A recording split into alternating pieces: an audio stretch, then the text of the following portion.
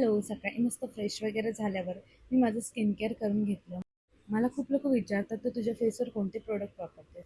तर त्यावर मी एक डिटेल व्हिडिओ नक्की बनवणार आहे. त्यानंतर मीरालाही अंघोळ घालून रेडी केलं आणि हे प्रोडक्ट्स मी मीरासाठी डे 1 पासून यूज करते. बेबी स्किनसाठी खरंच खूप छान आहे. तुम्ही पण नक्की एकदा ट्राय करा.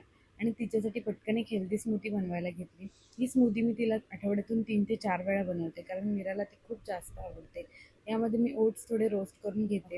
मग दुधामध्ये थोडे मखाना भिजत घालते. त्यानंतर मिक्सरमध्ये रोस्ट केलेले ओट्स, भिजवलेले मखाणे आणि एक केळं आणि दूध घालून सगळं ब्लेंड करून घेते. ही स्मूदी मीराला इतकी आवडते की आज तर तिने पूर्ण संपवली.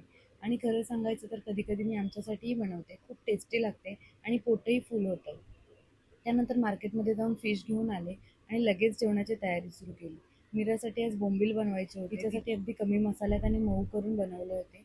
तिच्यासाठी मी एक वेगळा होममेड मसाला बनवते आणि स्पेशली नॉनव्हेजमध्ये वापरते, त्यामुळे ती खूप आवडीने खाते.